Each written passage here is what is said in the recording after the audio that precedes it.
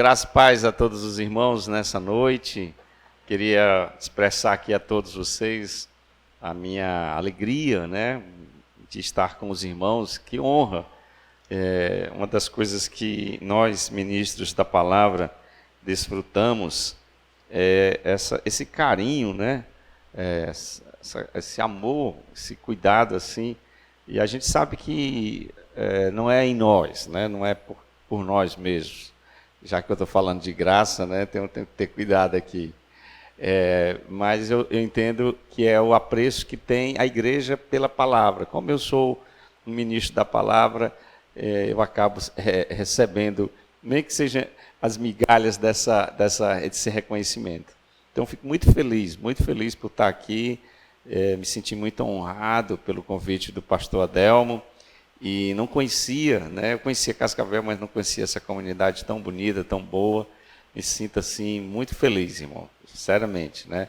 É muito honrado mesmo de estar no meio da igreja de Deus. Não tem privilégio maior do que esse, sem dúvida nenhuma, né? O salmista disse: entre todos os santos que há na terra, esses aqui são os que eu tenho mais prazer, né? Então, tem tantas pessoas nobres nesse mundo, né? Mas não se compara com a igreja do Senhor, os santos de Deus, os eleitos do Senhor, né? Então, a gente, como o Senhor tem um carinho especial pelo seu povo, nós também temos que ter. Bom, irmãos, que desafio. Deixa eu aqui abrir meu coração com os irmãos aqui, né? Foi me dada essa responsabilidade de trazer um dos solas, 5 solas, seria o sola gracia, ou sola gratia, ou somente a graça. E eu fiz o seguinte, eu vou até me abrir meu coração aqui.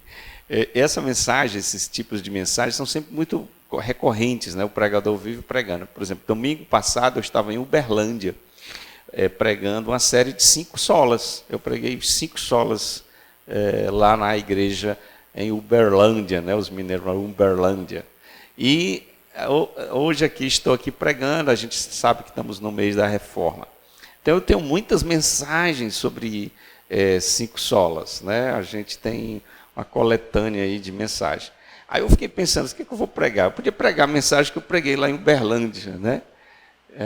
A mesma que eu preguei lá sobre sola gracia. Mas eu disse, não, eu vou fazer o seguinte, eu vou fazer uma fusão de 3 mensagens. Olha o que eu vou fazer hoje. Deus me abençoe, Senhor me ajude, né? Eu preguei já 3 mensagens sobre graça, em 3 situações diferentes, sobre a reforma. Preguei uma lá na Assembleia de Deus de Tauá. Eu nunca preguei numa igreja tão grande na minha vida. Tinha 2.000 pessoas lá. Eu disse, meu Deus do céu. E olha, pregando a reforma no meio dos assembleanos, viu? E aí eu vou juntar 3 mensagens. Tá bom, irmãos? Que Deus nos ajude aqui, que eu sou um pregador expositivo. Eu gosto de pegar um texto e cascavear ele. Esse é meu estilo. Hoje eu não vou fazer assim. Depois eu vou me ajoelhar e pedir, Senhor, peço perdão. né? Porque eu gosto de expor o texto. Eu gosto de Eicaço, né? Por texto. Não é que a minha palavra não vai ser no texto, mas não vai ser só num texto. Tá certo, irmãos? Não vai ser uma exposição de um parágrafo, que eu gosto demais. Mas eu vou pegar essas 3 mensagens, assim, meu híbrida, e vamos ver o que o Senhor vai nos falar aqui. Tá bom? Amém, irmãos? Para começar o nosso texto, só para abertura, Efésios 2, um texto conhecido. Efésios 2, 8 a 9. A mensagem tem um tom muito de ensino, mais do que uma pregação, vamos falar assim. É claro que eu vou fazer pregações aqui, né, ou aplicações. Efésios 2, 8 a 9, um texto muito conhecido, eu vou partir daqui e vou desenvolver minhas ideias, tá bom, irmãos? Diz assim, porque pela graça sois salvos, por meio da fé, isso não vem de vós, é dom de Deus, não vem de obras, para que ninguém se glorie. Muito bem, né? O Paulo está aqui falando mais uma vez desse assunto graça, né? Graça é uma palavra magnífica, irmãos. Se fosse me dado o desafio de de tentar resumir toda a Bíblia numa só palavra, não tenha dúvida, eu escolheria graça. De todo o conjunto de palavras que a Bíblia se compõe, essa palavra para mim é a síntese de todas as Escrituras. Graça. Para você ter uma ideia, só no Novo Testamento ela é usada 170 vezes.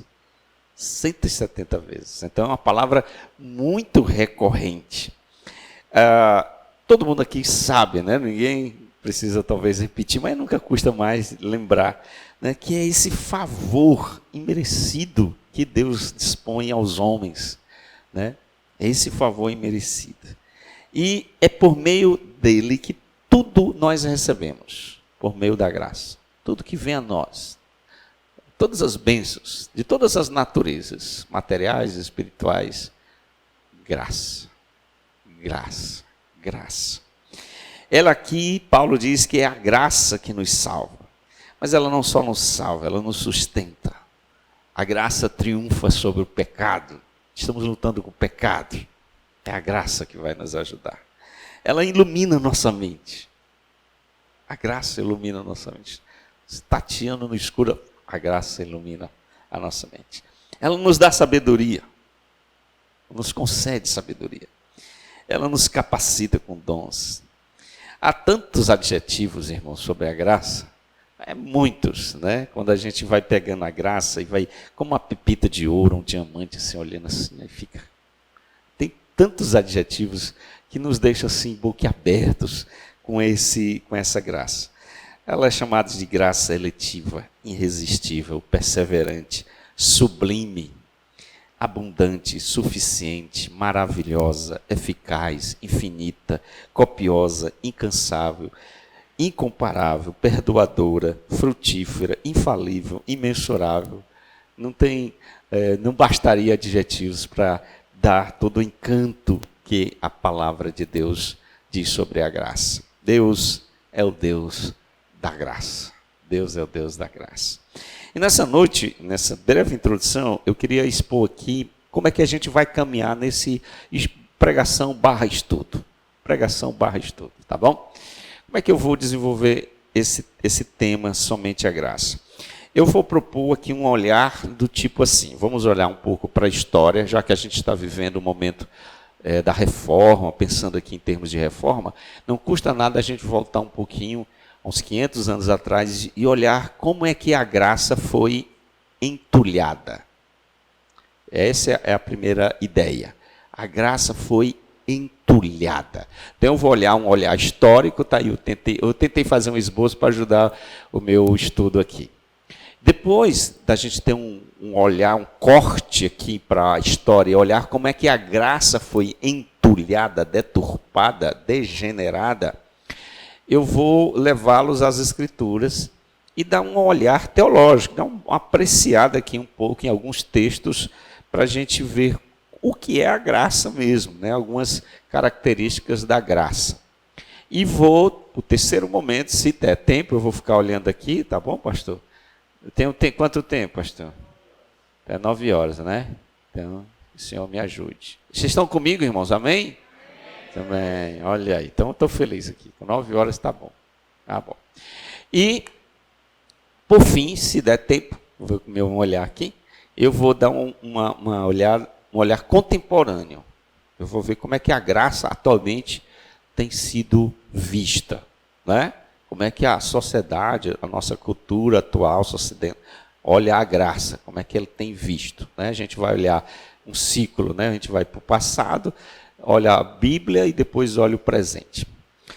Todo mundo entendeu como é que a gente vai caminhar? Amém? Então vamos lá. Vamos começar com um olhar histórico sobre a graça. Aqui é aquela que a gente chama de teologia histórica, tá certo, irmão?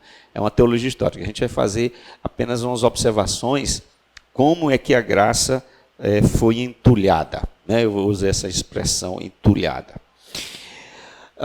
Antes da reforma protestante de 1517, a expressão que os historiadores forjaram para mostrar o impacto da reforma quando ela veio foi depois das trevas, luz. Ou seja, toda a Europa, há 500 anos atrás, estava sobre as trevas. Inclusive, as pessoas chamam esse período de Idade Média ou antes Idade das Trevas. Eu não gosto muito dessa expressão, mas eu não vou traduzir, vou trabalhar nisso aqui, não. Eu acho que tem um preconceito marxista sobre isso, mas isso não é o caso. Então, de fato, haviam as trevas. Nem tudo era trevas, porque a graça de Deus, ela triunfa sempre. Mas, de fato, o cristianismo, principalmente o cristianismo medieval, deturpou muito a graça de Deus. Eu diria, e eu usei essa expressão, entulhou. Essa foi a expressão, entulhou.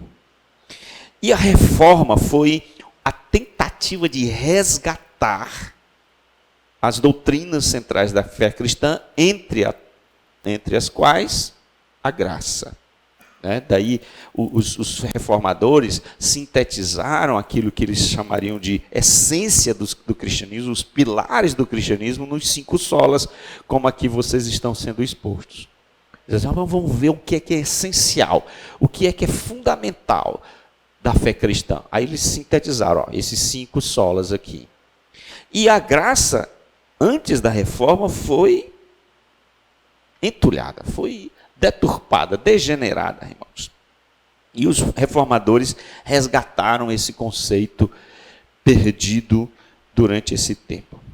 A reforma veio na busca de resgatar esse significado que foi perdido durante o período medieval.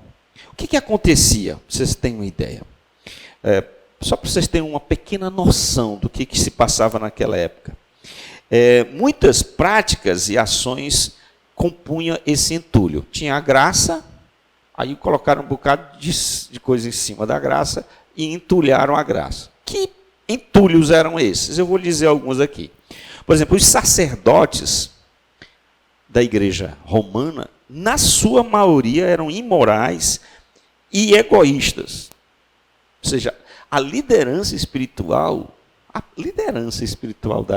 do catolicismo romano estava simplesmente vendido à imoralidade, à indiferença e ao materialismo. Havia apegos a relíquias que comunicavam graça e bênção, tais como pedaços da cruz, ossos dos santos, o possuir ou mesmo olhar relíquias reduzidas,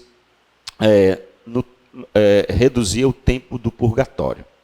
Então as pessoas elas iam atrás de relíquias, pedaços da cruz de Cristo, fiapos da cruz de Cristo. Você tem a ideia? Eles diziam que existia o leite que amamentou Jesus de Maria. A pena da pomba do Espírito Santo, gente. Eles vendiam isso. E aqueles que possuíssem isso, eles tinham redução do purgatório. Pensa aí você. Essas relíquias eram trazidas, segundo eles, lá de Jerusalém e vendidas em Roma. O povo também estava sobrecarregado por pedidos de dinheiro, Nada diferente hoje em dia, Algumas igrejas usam muito isso. A igreja tinha se tornado uma máquina de fazer dinheiro. Um cardeal de Roma disse: Deus não deseja a morte dos pecadores, mas que eles paguem e vivam. Mas dentre tantos entulhos que eu estou citando aqui, isso é uma noção, nem sem dúvida nenhuma, o pior deles certamente foi as indulgências. E foi elas a responsável, vamos dizer assim, que catapultou a reforma protestante. Foi isso que levou Lutero a fixar na Catedral de Wittenberg, em 31 de outubro de 1517, as chamadas 95 teses. E o que era indulgências? Olha aqui para mim, irmãos, um pouquinho de aula de história aqui. Indulgências consistiam em os documentos, os certificados dados pelo Papa, que garantia a absolvição das almas no purgatório. Então, imagina, a igreja vendia remissão de pecados. A pessoa morria, ia para o purgatório, e lá passar aquele sofrimento, não era nem o céu nem o inferno, ficar naquela situação. Como ela saía do purgatório? Ela saía por meio dessas indulgências, que eram uma espécie de remissão das penas, dos pecados dela. Então imagine você aí com seu pai lá no purgatório. A gente sabe que purgatório não existe, mas na mente medieval isso existia, para eles existia. Então ele estava lá naquele sofrimento, aquela coisa. Então a pessoa disse, olha, está aqui uma indulgência. Através dessa indulgência você tira 500 anos de purgatório. A pessoa comprava a indulgência e livrava, segundo ela, o seu pai ou o seu parente de 500 anos de purgatório. Então era assim, amados, que as coisas caminhavam, ou as coisas viviam. O Papa Clemente, numa bula chamada Unigênitos, em 1343, diz que existia um tesouro incalculável, pertencente à Igreja Romana, né? Monopólio da Igreja Romana, que era confiado a ela, e que somente o Papa tinha o poder, né? O poder das chaves, né? O poder das chaves de abrir e tirar as almas do purgatório. E ele fazia por meio de indulgências.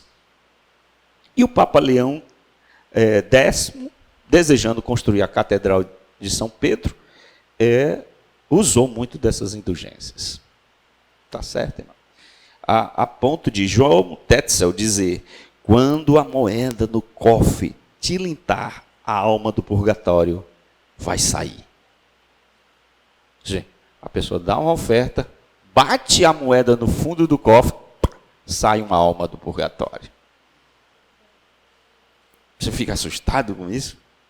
Mas era isso que acontecia, né? Logo que uma moeda bate, sai uma... Então, na Igreja Católica, era o seguinte, só para vocês entenderem, irmão, na visão deles, e isso não mudou, tá certo? Maria, Jesus, Paulo, Pedro, eles fizeram muitas obras, mais do que precisavam, para ser salvo.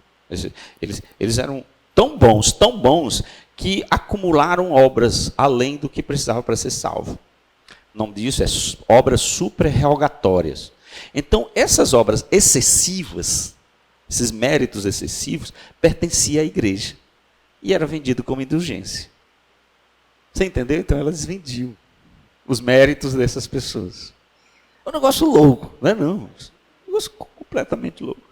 O catecismo católico dizia 3 coisas. Há 3 coisas que eu sei que são verdadeiras e que deixam o meu coração pesado. A primeira, perturba-me o espírito, porque sei que vou morrer. A segunda, incomoda o meu coração ainda mais, porque não sei quando. E a terceira, incomoda acima de tudo, eu não sei para onde eu vou. Né? As pessoas ficavam preocupadas. Para onde eu vou quando eu vou morrer? Aliás, não sei se alguém está aqui, sem fazer um parênteses aqui. Talvez aqui tenha pessoas com essa preocupação. E que baita preocupação. Que bom. Talvez aqui alguém esteja preocupado. Olha, eu vou dizer uma coisa. É melhor você estar preocupado com isso aqui do que se preocupado com outras coisas. Será se tem emprego? Será se eu vou passar no vestibular? Será se meu casamento vai dar certo? Será se eu vou casar? São preocupações legítimas. Mas, querido, se preocupe com o seu destino. Aliás, se preocupe muito com ele. Muito. É uma preocupação legítima. Eu tenho aqui, irmãos, um pequeno diálogo. Eu não vou me estender, né? Meu tempo aqui já está... Eu tenho 3 mensagens numa, estou terminando a primeira. Mas eu tenho um pequeno diálogo muito interessante que eu tirei de um livro de Juliano Reis sobre história eclesiástica, que mostra um diálogo de um leigo, de um fiel com um padre naquela época. Né? Como é que seria um diálogo entre essas 2 pessoas? O leigo diz assim, ó, diga-me, como posso ser salvo pelos meus pecados? Olha que pergunta interessante. Ah, meu irmão, pastor, se todo dia chegasse alguém na minha igreja e dissesse assim, pastor, me diga como eu posso ser salvo dos meus pecados. Imagina, né? Então o leigo, ele ficava angustiado. Aquelas pessoas, irmão, viviam sobre essa angústia de irem para o inferno ou para o purgatório. E eles queriam salvação, eles tinham sede de salvação. Eles tinham um desejo de serem salvos. É igual essa pergunta do Filipos, quando lá no carcereiro, né, de Filipos diz: o que faço para ser salvo? O que devo fazer? Perguntou a Paulo. Aí o padre respondeu: a igreja tem a resposta, não se preocupe, faça o seu melhor. Isso é que a igreja está lhe dizendo: faça o seu melhor. Deus não negará você. Faça o seu melhor. Faça o seu melhor. Deus ajudará aqueles que ajudam, se ajudam. Deus ajudará aqueles que se ajudam. Aí o leigo desesperado diz: mas como é que eu posso fazer? O que eu tenho que fazer para ser salvo? Aí o padre dizia: é fácil. Há um sistema estabelecido chamado sistema sacramental. A igreja oferece os sacramentos e você vai, à medida que cumprindo ele, indo para o céu. Aí o leigo pergunta: quais são os sacramentos? Aí ele diz: 7. Na verdade, eram 40, 30. Né? 30, 40, mas a gente reduziu para 7. Mas fique tranquilo, você não vai cumprir nunca os 7. Né? Você nunca vai conseguir cumprir os 7. Batismo, confirmação, eucaristia, penitência, extrema-unção, matrimônio e ordenança. Então a ideia é assim, ó, você vai cumprindo, ponto. Me batizei, ponto. Fiz a confirmação, a crisma, ponto. Eucaristia, ponto. Penitência, ponto. Você vai acumulando pontos, bônus. Aí quando for no final da sua vida, todos esses bônus vão dar jogados de um lado e os seus pecados do outro. E você vai ficar assim, ó. Onde essa balança vai pesar?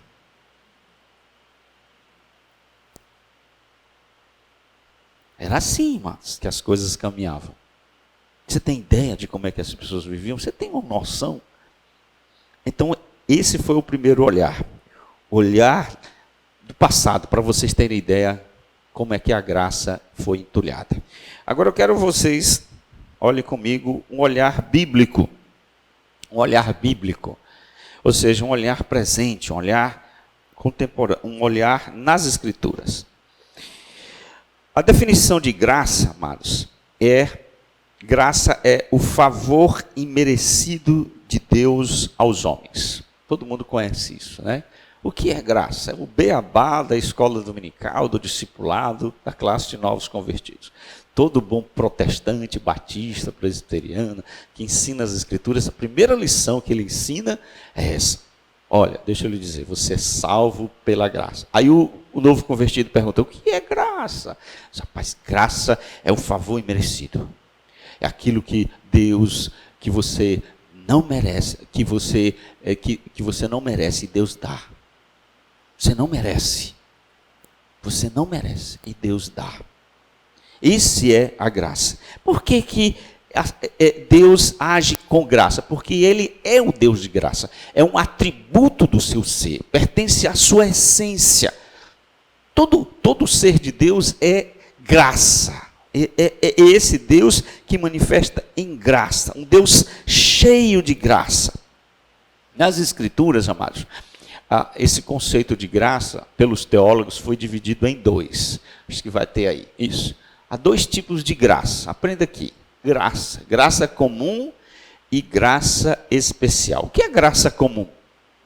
Graça comum é a ação de Deus em dispensar o seu favor a todas as pessoas indistintamente.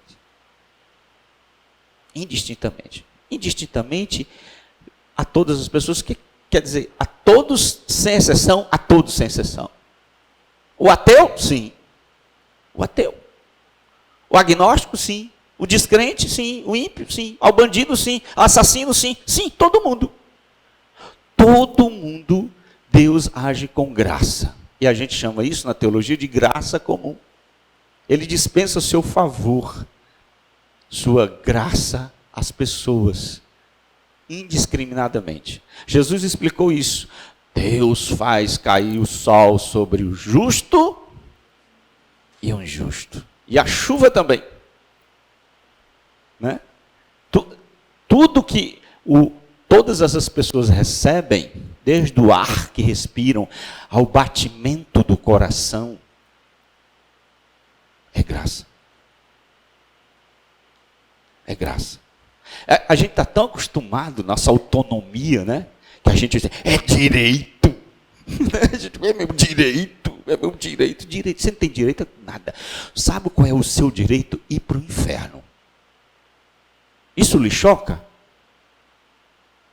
Sabe o que você merece? Todo mundo aqui, todo mundo, se Deus é assim, eu vou pôr um ponto final na raça humana, Deus não deixaria de ser santo, justo e bom, se liquidasse a raça humana.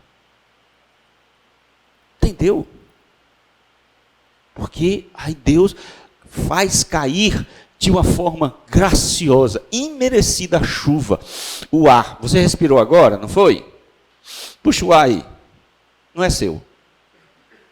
Não é. Você criou o ar. A vida não é sua. Nada, tudo são dádivas. Tudo são dádivas. Você não é dono de nada, você não tem poder de nada. Tudo é graça. Tudo é graça. Tudo é graça. É por isso, amados, que é incongruente uma pessoa ser ingrata, murmuradora. Deixa eu pôr o texto aqui. Né? Isso que é graça. Graça comum. Agora existe a graça especial. O que é a graça especial? Já está dizendo. Quando comum é uma graça distinta a todo mundo, a graça especial não. É para alguns. Não é para todos. Essa graça especial é denominada de graça eficaz. Ou graça salvadora, salvífica. Então essa graça aqui não é dispensada a todos. Por quê? Porque Deus não tem a obrigação de ser gracioso com ninguém, irmão. Deus não deve a ninguém. Fico revoltado com aquele... Exija. Hoje eu vi um teólogo daquela prosperidade. Eu vou cobrar de Deus por você. Dá vontade de voar no pescoço desse camarada. Pode vir para a minha igreja que eu vou cobrar de Deus. Eu vou botar ele na parede. Você é louco, mano. Você está pirado. Louco é ele e quem vai para lá. Não é não?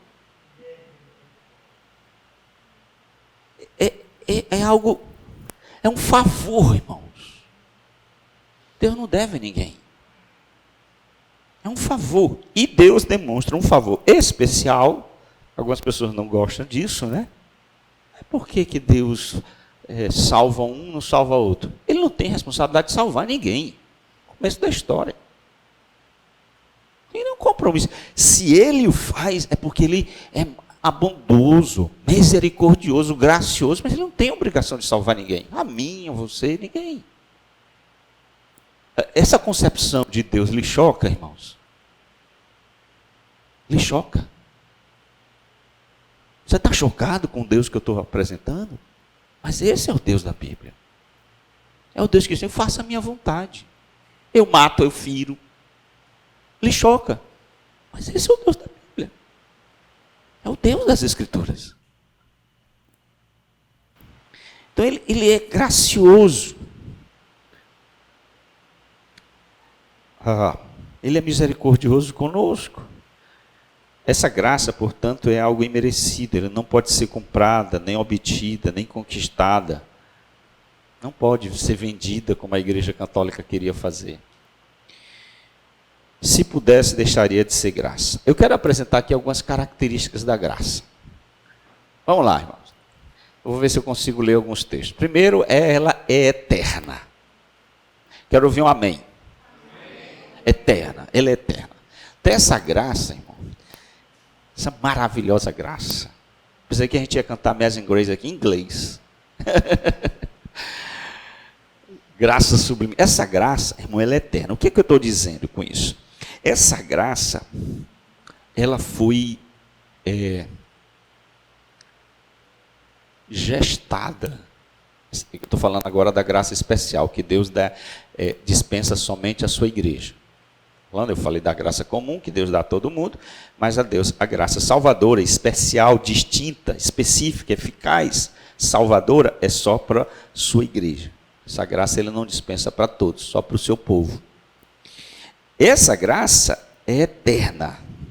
Paulo vai dizer assim em 2 Timóteo 1,9, que nos salvou e chamou com a santa vocação, não segundo as nossas obras, mas segundo o seu próprio propósito e graça, que nos foi dada em Cristo Jesus antes dos tempos eternos, antes dos séculos.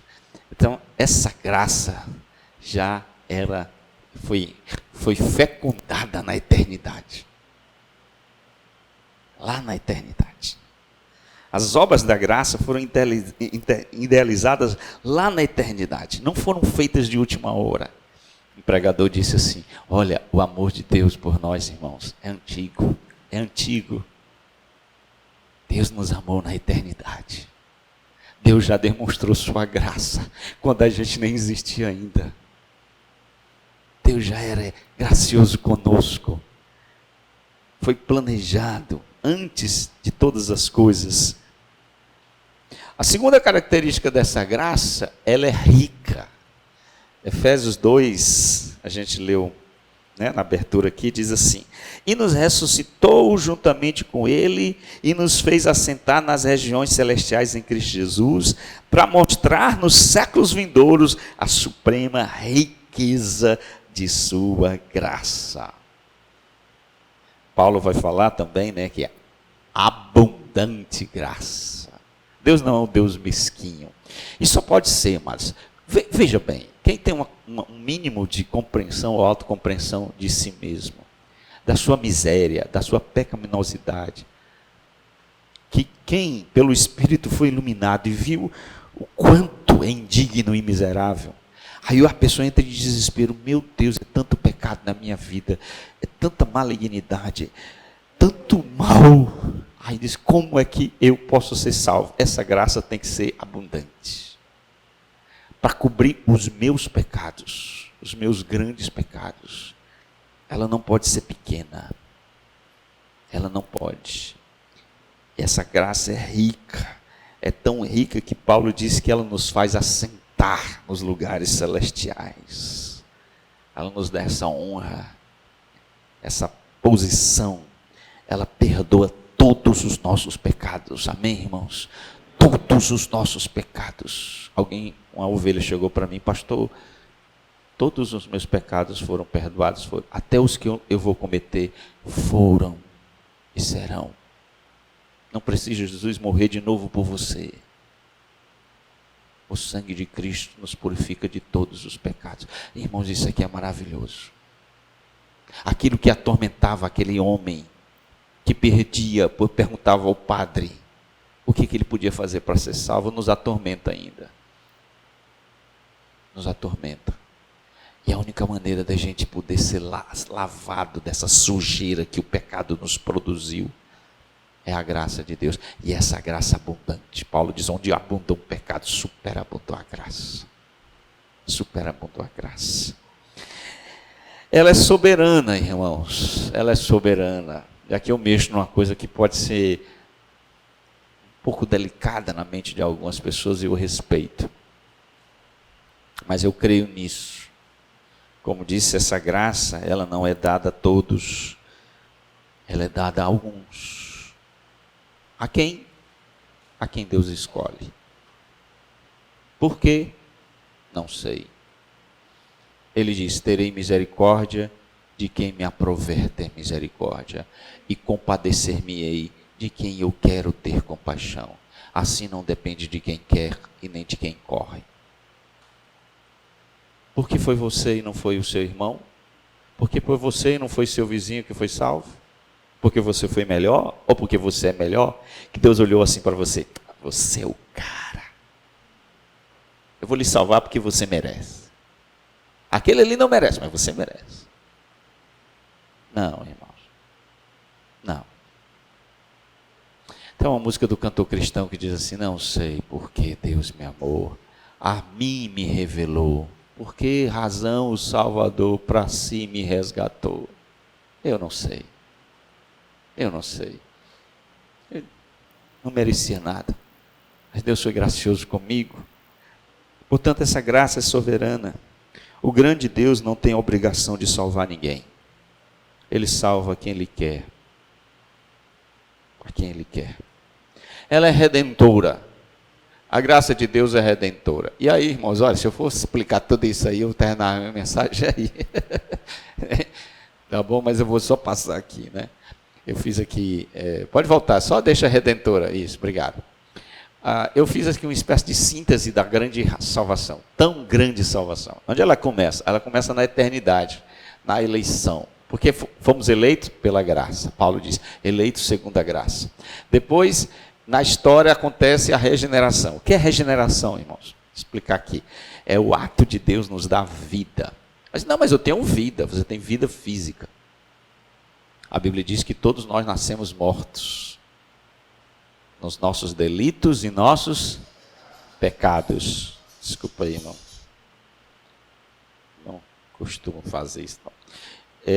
Em nossos delitos e nossos pecados. Então todo mundo é morto, todo ser humano sem Cristo está morto. Então vem uma obra do Espírito, nos dá vida, nos regenera. Como é que essa regeneração acontece? Graça, favor imerecido. Justificação, o que é justificação? É o ato de Deus nos justificar. E o que é justificar? É que o pecado, amados, ele tem um aspecto de transgressão da lei. O pecado é uma dívida. O pecado, ele gera vários problemas. Entre ele nos gera uma dívida. A gente vai para o Serasa de Deus, o SPC de Deus. Todo mundo aqui que pecou está em dívida. É um transgressor da lei. Foi culpado. O pastor Almir, meu pastor de teologia sistemática, disse assim, é como se Deus olhasse para o mundo e dissesse assim, vou fazer um vestibular. Quem tirar 10 vai para o céu. Pegou a prova de todo mundo. 0, 0, 0, 0, 0, 0, 0, 0. Todos pecaram. 0. Aí vem e tira o 10. Jesus Cristo. Aí ele pega essa nota e nos dá. Justifica o nosso fracasso. E nos dá o seu mérito. Agora nós somos justificados. Amém, irmãos? Somos justificados. Olha, nenhum injusto entrará no céu. Só entrará justos. Justificados. Deus justifica o injusto de forma justa. Tudo por graça. O pastor leu aqui hoje, Romanos 3:24. Esse aqui tá. Só um momentinho, irmãos. O pastor leu aqui Romanos 3:24. Justificados gratuitamente por sua graça. Então, é graça a justificação. A fé. O que é a fé? É o ato do homem abraçar, responder, crer. A graça dar. É o ato de Deus oferecer. A fé recebe. Aí você diz, oba! A fé é mérito meu. Se o Senhor está dizendo que a fé é reação humana, então está aí. A salvação não é só por graça. O homem tem um mérito. Aí você descobre, a fé é graça. Aí você descobre, a fé é um ato de graça. Eu estou cheio de fé, você diz, eu estou cheio de fé. Foi graça. Paulo vai dizer, isso não vem de vós. É dom de Deus. Não tem mérito. E santificação como a glorificação. Tudo é graça de Deus. Tudo é obra da graça do Senhor. Vamos continuar, amados. A graça também é servidora. O que é servidora, amados? Uma das coisas que a graça produz no crente, em nós, é dons. Você tem dons? Todo mundo tem dom. Todo mundo que é salvo, todo mundo que foi objeto da salvação, tem dons. Aí você descobre que, eu não vou ler o texto, Romanos 12:6, né? Segundo a graça foi nos concedida dons. Os dons da graça. Então, toda a capacitação que o Espírito Santo lhe deu para você servir ao corpo de Cristo, para você ministrar uns aos outros, é graça. Se você sabe pregar, graça. Se você sabe servir, ser misericordioso, ser liberal, esse é um bom dom, né, pastor? Tem dom, esse dom. Fico pedindo a Deus, Senhor, que esse dom da liberalidade cresça na igreja. Amém, irmãos? Amém, irmãos? O dom da misericórdia, eu gosto desse dom. Todos os dons são muito bons, né? O dom da misericórdia, aquela capacidade da pessoa olhar a dor do outro. Ela está aqui na igreja, ninguém percebe que ela está sofrendo, mas aquele irmão sabe. Olha que dom maravilhoso. E não somente sabe, ele sabe consolar. É o dom da misericórdia. Existem muitos dons, irmãos. A Bíblia, isso é uma maravilha. A igreja é rica em dons. Deus deu riquezas em dons para a gente. Capacidades sobrenaturais de servir uns aos outros e edificar-nos mutuamente. É uma beleza isso. Aí é graça. Se você tem qualquer capacidade, seja misericórdia, contribuir, dirigir, liderar, ensinar, pregar, evangelizar, seja o que for, graça. E é bom lembrar isso, irmão, porque não há nada que mais enche o nosso orgulho do que quando a gente está servindo. Muitas pessoas ficam, tá vendo?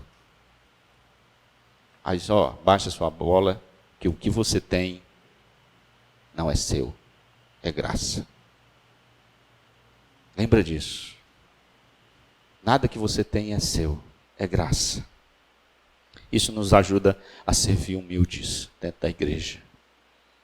E a graça é suficiente. Eu estou pensando em trazer uma mensagem só nesse texto, falando sobre a suficiência da graça. Paulo experimentou isso, irmãos.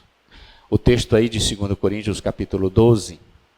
Vamos ler ele, por favor. Eu acho que eu tenho tempo. O pastor me deu até 9 horas. Estou correndo aqui. Mas eu acho que dá tempo eu... 2 Coríntios 12. De 7 a 10, diz assim: até mesmo sobre essas extraordinárias revelações, portanto, para que eu não me tornasse arrogante, foi-me posto um espinho na carne, um mensageiro de Satanás para me atormentar, para que eu não me tornasse arrogante. Pedi ao Senhor 3 vezes que o tirasse de mim, mas ele me disse, a minha o quê? Te basta, pois o meu poder se aperfeiçoa na fraqueza. Por isso, de muita boa vontade me gloriarei nas minhas fraquezas, a fim de que o poder de Cristo repouse sobre mim. Por isso, eu me contento nas fraquezas, nas ofensas, nas dificuldades, nas perseguições, nas angústias por causa de Cristo, pois quando eu estou fraco, então eu que sou forte. Sem dúvida nenhuma, amados, entre tantos apóstolos, o apóstolo da graça é Paulo. Nenhum entre os apóstolos falou e experimentou mais a graça de Deus, louvou e viveu mais a dinâmica da graça de Deus do que Paulo. E aqui esse texto é interessante, né? Esse texto foi o que eu expus lá em Uberlândia para falar sobre somente a graça. Paulo estava vivendo aqui um momento assim extremamente oposto. Por um lado, experimentou a glória de ir para os céus. Ele diz isso anteriormente. E ver coisas inefáveis de não poder dizer, né? Ele diz na terceira pessoa, né? Eu conheço um homem que é assim, mas é ele aqui, é ele. E ao mesmo tempo que ele tinha essas experiências, né? Ele foi um dos poucos apóstolos, se não o único apóstolo que viu Jesus glorificado depois da glorificação. Ele teve esse privilégio de ser ensinado pelo próprio Senhor. Então as experiências espirituais de Paulo são tremendas, mas ao lado dessas experiências tem o sofrimento. Ele relata em 2 Coríntios 11 tudo o que ele sofreu. Chicotada, jejum, enfim, irmãos, deslealdade, fome, nudez. Ele fala um bocado de coisas aqui. Ficou em situações terríveis. Mas tinha uma coisa que angustiava Paulo, o tal do espinho na carne. Que eu não vou entrar aqui no mérito da questão. Alguns acham que era uma enfermidade, a cegueira, uma malária, epilepsia.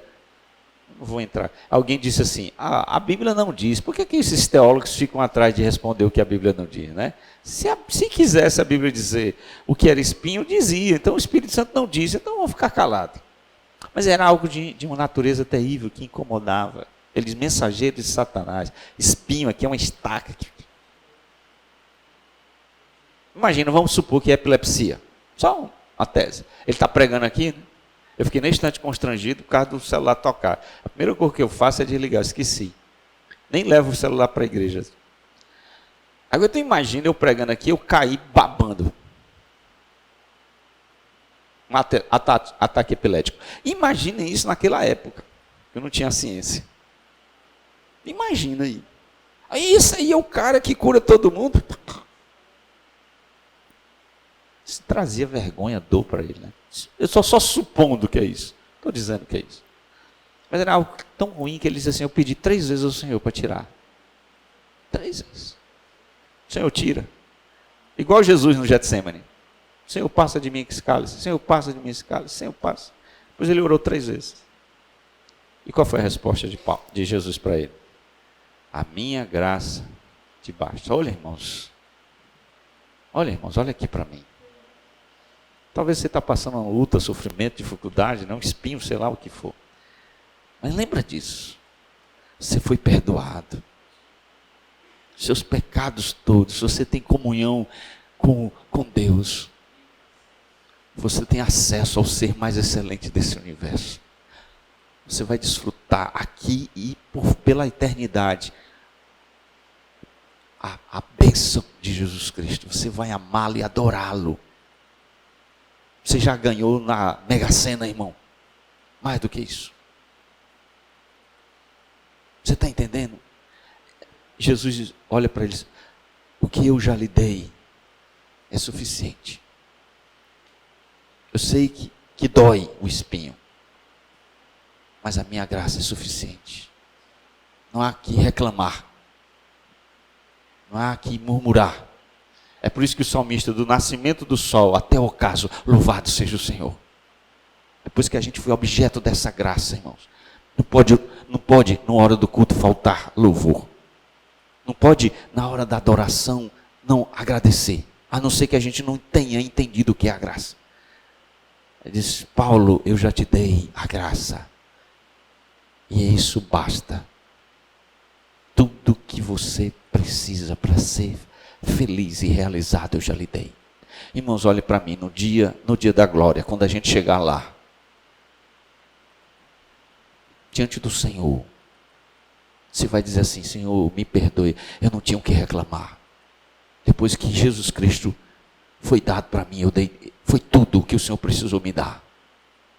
Tudo que está ali em Jesus Cristo, toda a riqueza, tudo deu o melhor para mim. E deu imerecidamente. Você não tem mais o... Assim, não faltou nada para você ser feliz. Em Cristo eu lhe dei tudo. A graça é suficiente, irmãos. A graça é suficiente. É isso que Paulo teve que aprender. Que em Cristo foi dado tudo. E dado gratuitamente. Muito bem, irmãos. Esse relógio está bem aí? Está caminhando? Estou animado aqui. Não sei se os irmãos têm. Eles têm 15 minutos aqui. Vamos lá. Terminar aqui com a terceira e último olhar da graça. Vamos olhar agora para agora. Vocês estão comigo? Amém? Amém. Amém. Eu fico animado. Vou tomar uma águazinha aqui para ficar mais animado ainda.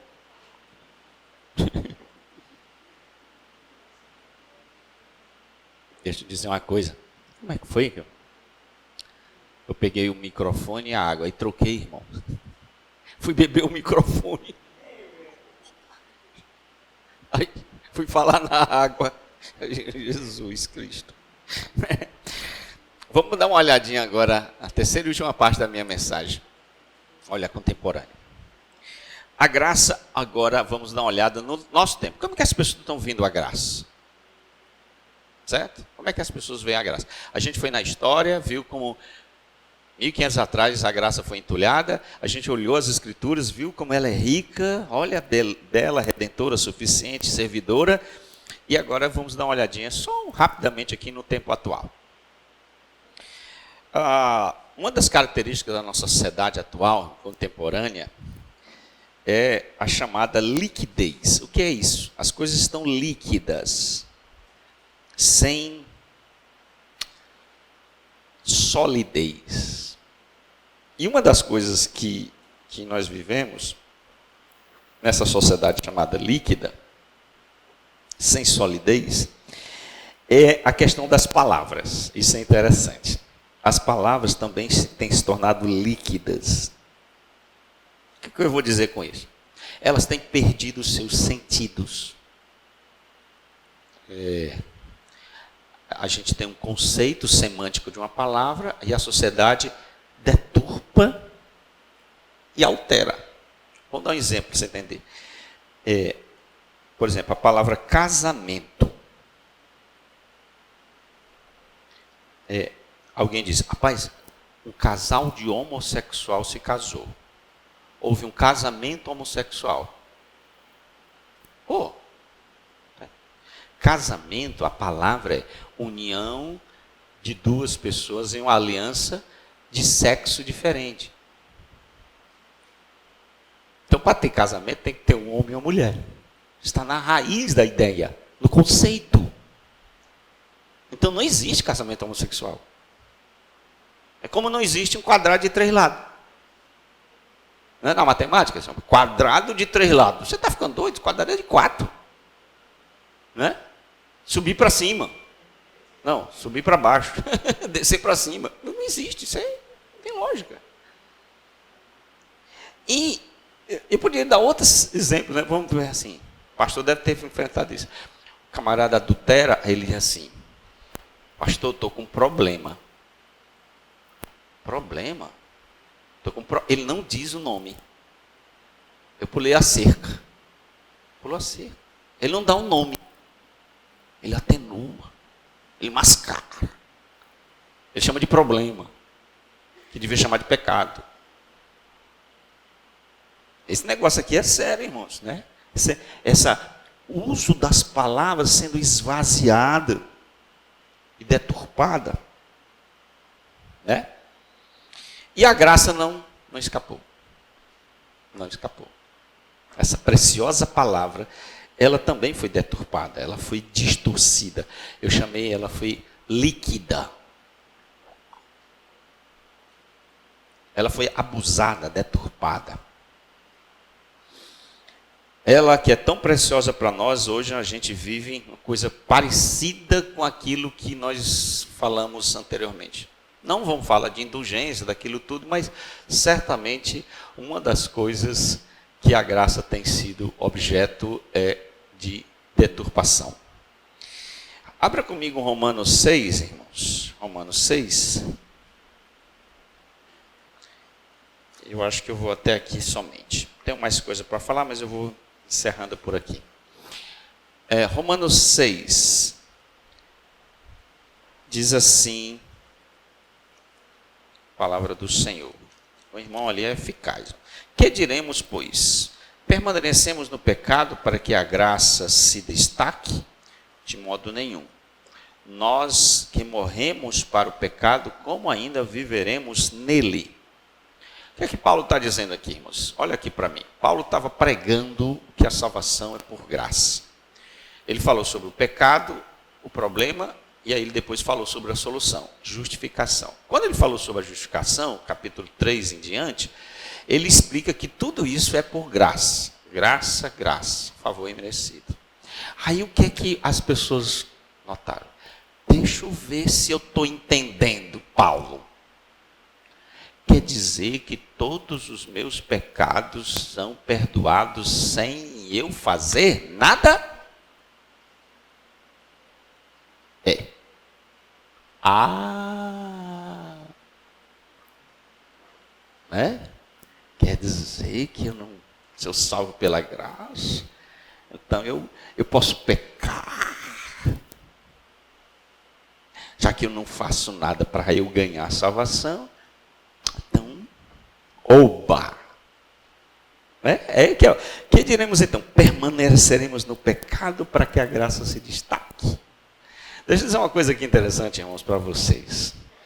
Toda vez que você for evangelizar, e você falar do evangelho, mas bem bonitinho, se o ouvinte ali não se assustar, não ficar escandalizado, você não está evangelizando direito. Olha, vou dizer uma coisa para você. Diga, você é salvo, só pode ser salvo pela graça. Você não faz nada, nem tem um mérito, nem uma obra sua. Tudo é graça. O quê? Tudo na minha vida eu conquistei com luta, com suor. Eu paguei um preço. Eu estudei, eu ralei. Se eu tenho esse carro, se eu tenho uma casa, foi tudo com meu suor. E você vem dizer que o perdão dos meus pecados, o céu, a glória é de graça. Olha, se a pessoa não reagir isso, você não está evangelizando. Porque isso que é a reação do homem não convertido.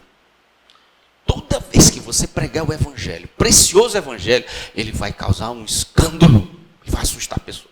Está aqui Paulo dizendo, ó, falando. Aí alguém, quer dizer, Paulo, que tudo é por graça, sem um mérito? Então, podemos pecar à vontade.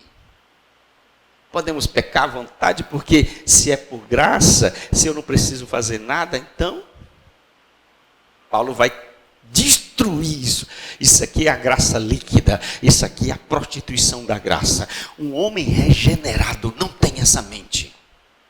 Alguém que foi objeto da graça de Deus jamais vai dizer assim, eu posso pecar à vontade porque eu sou salvo.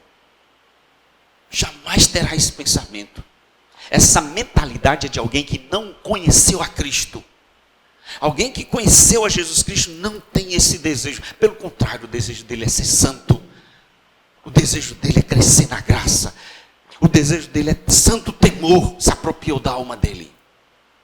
Se alguém usa isso para dizer assim, agora eu posso pecar, porque eu sou salvo pela graça, não por obras, não entendeu o evangelho. Não entendeu. Então Paulo está combatendo esse espírito que diz aí que você pode pecar à vontade. E isso, que essa salvação pela graça estimula o pecado, incentiva o pecado. Alguém diz que a doutrina da graça tem dois inimigos. O legalista, que vai dizer, Paulo, se você ensinar que o homem é salvo pela graça, sem obras, sem lei, você vai incentivar as pessoas à libertinagem. Eu tinha um pastor, eu falei que eu fundei uma igreja, não foi, irmão, para você? Abri uma igreja. E eu coloquei um ser humano que eu não conhecia o coração dele. E ele dizia assim, depois um diácono me entregou ele.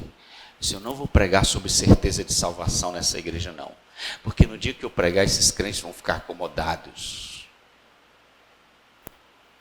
É melhor eu aterrorizá-los. Está vendo? São um filho de Belial. Negar a verdade das pessoas para manipulá-las. Mas o outro inimigo da graça é o libertino. Gosto que você está ensinando, Paulo, nada de lei, nada de regras, o que importa é a graça, não a lei.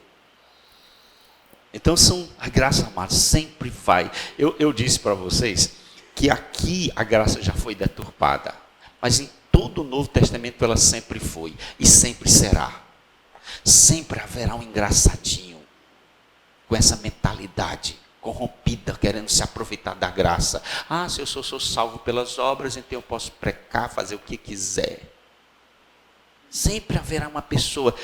Judas vai dizer que algumas pessoas se entrarão de uma forma dissimulada na igreja e exatamente perverterão a graça de Deus.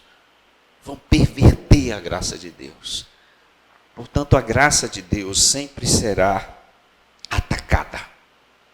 Sempre será atacada. Sempre. Vou continuar pecando para que a graça aumente. Sempre haverá um filho do diabo pensando assim. Paulo diz: nunca, jamais haveremos de pecar para que a graça, nunca, jamais. No grego, irmão, é Deus que defenda. Bote a mão na boca, jamais pense nisso. Nunca. Quais são as consequências de uma graça líquida? Rapidamente, eu vou encerrando aqui.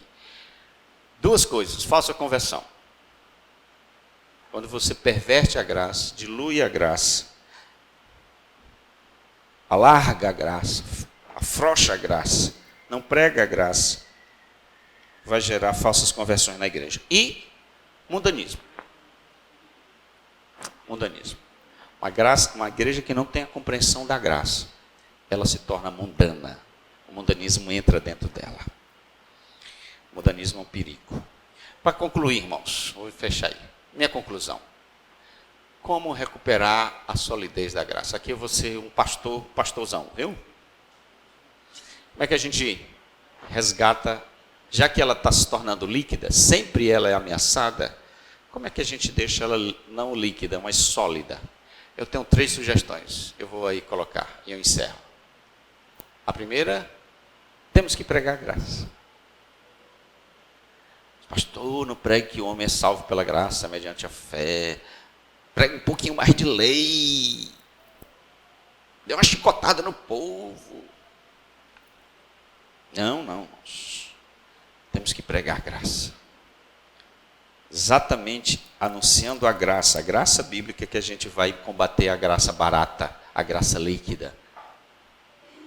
A gente combate a distorção da graça com a verdadeira doutrina da graça. A doutrina da salvação pela graça é algo maravilhoso. E um púlpito sadio, ela sempre vai estar presente, como está aqui hoje. Como vai sempre estar, amém, irmãos? Sempre vai estar. Pregando a graça. Anunciando a graça de Deus.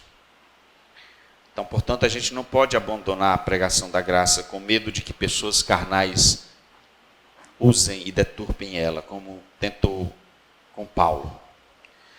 Segundo, sendo rigoroso na aceitação de membresia. Meu irmão, eu tirei esse conceito da minha vida pastoral. Eu tenho um alto conceito de membresia. Antigamente eu não tinha, achava que era algo bobo.